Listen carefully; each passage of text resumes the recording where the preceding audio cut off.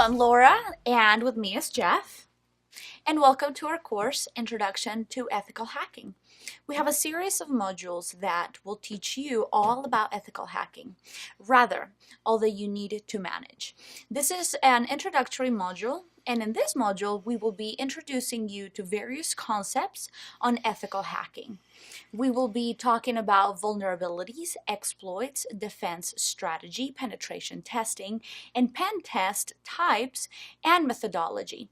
We will also talk about vulnerability management, incident management, and security policy development. Lots to talk about. Yeah, Yes. so this will be a really fun series of modules. You're going to hear the word hacking quite often, and you also, you've heard about ethical hacking among academic and IT departments, perhaps. Let me start with briefly explaining the terms hacking and ethical hacking. Now, in most cases, it's about posting unwanted contents on websites, stealing data, etc. The moment we hear about ethical hacking, it implies that there is something unethical in hacking, right? You can't have one without the other. So you need to understand these two types of hacking. Now, conceptually, both are the same, but it is the intent that makes all the difference. So let me first explain to you the difference between them. In fact, I'll let you start it out, Laura. Okay, I'll get it going. Now, hacking is the skill of exploring various security breaches. There are many hackers around the world, but only a few are well known. It is important to know that not all hackers are identical. Each hacker may have different motives, techniques, and abilities.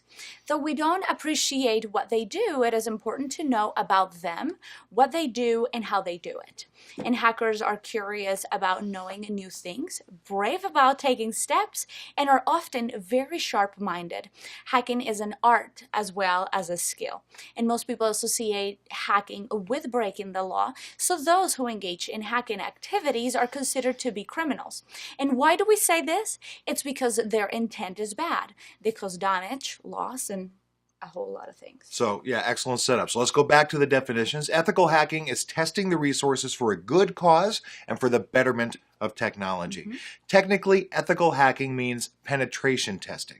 It's focused on securing and protecting IT systems.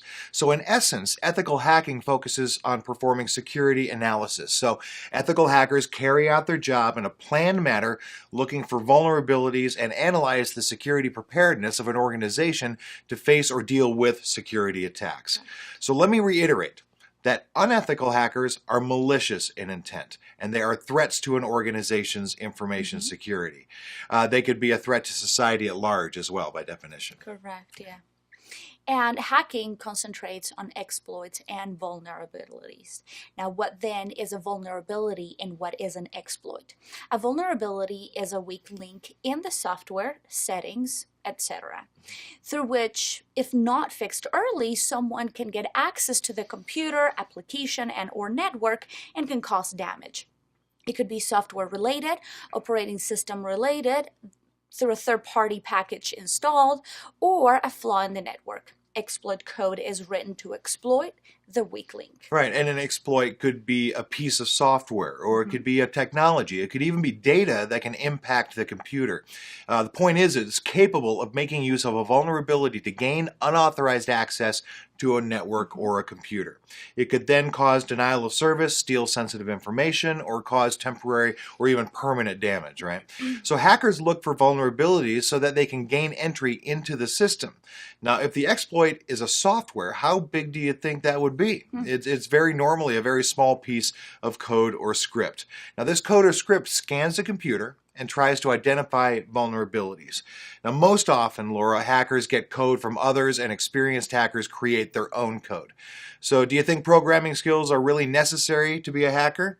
Not really, not at all. You have plenty of software with exploits available on the net and in the gray market, and you can use them without much help. It's not that hard at all. Exactly. Now, attacks on a machine are often carried out via an exploit, and an attack occurs when a system is compromised based on a vulnerability. Hackers or hacking uses exploits to cripple a system, steal info, etc. What does ethical hacking do? Ethical hacking uses a plan and a set of tools based on the plan to identify vulnerable spots in the operating systems, third-party software, application software, network configuration, etc. Right. The intent is to recommend steps on how to prevent a hacking attack.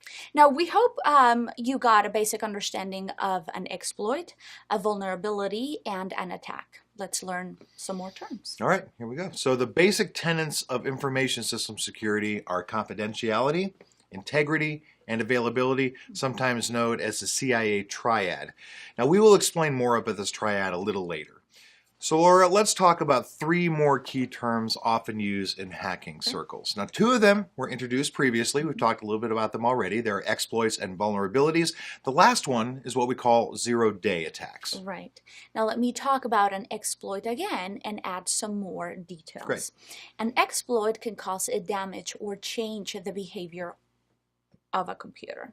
Now, changing the behavior of the computer could be done by inserting malicious code or changing data or taking control of the computer or any combination of these. Now, the outcome could be total non-functioning to malfunctioning to anything that we may not easily conceive. Right. So the big question really is, how do exploits get into contact with the target? How does it all start? The exploit could come from a remote location, which is possible by making use of vulnerabilities in the security. Sometimes the exploit gets access by some means and then starts escalating its privileges more than what obviously an administrator would normally grant for that role. Now, there are many cases where applications are hit by exploits. Sometimes users will be redirected to a malicious server, or social media will be used to gain access to applications. That's correct. And some exploits are classified by the action taken against the vulnerable system. What do you think is the action? Now, actions include unauthorized data access, arbitrary code execution, and denial of service.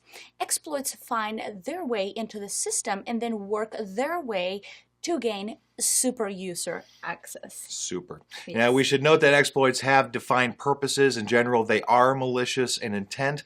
So as soon as an exploit gets published, people work to fix the issue related to the vulnerability itself. So once a patch with a fix is available, almost all users apply the patch, make the exploit obsolete, and at least in their context, in their own little world. So some hackers don't publish their exploits, at least not until they are identified and a patch has been made available. Exploits that have not been published are called zero-day exploits. Now, naive hackers, if there is such a thing, try hard to get their hands on such exploits instead of writing their own, and these hackers often called script kiddies. Script kiddies, interesting. Yeah. Now, let me explain further about vulnerability.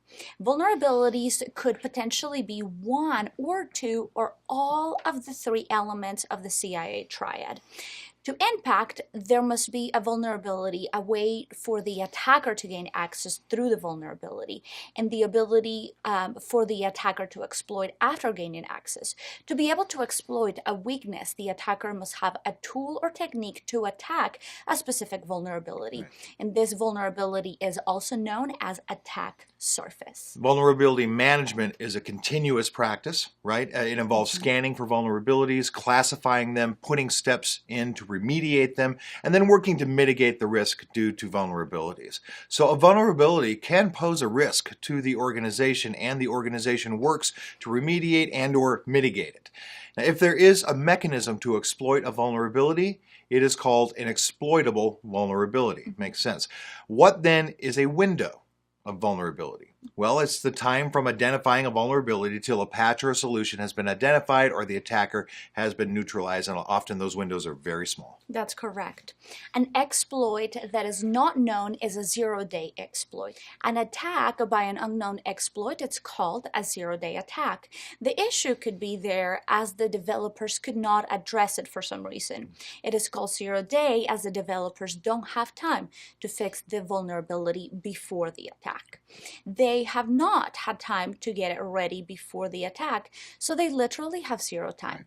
However, they can work on it once they are aware of the attack and release a patch. Once you have a patch, it is no longer a zero-day exploit. Yeah. It so happens that once people find a zero-day attack, they normally inform the product company or government so that prerequisite steps can be initiated to prevent cyber warfare.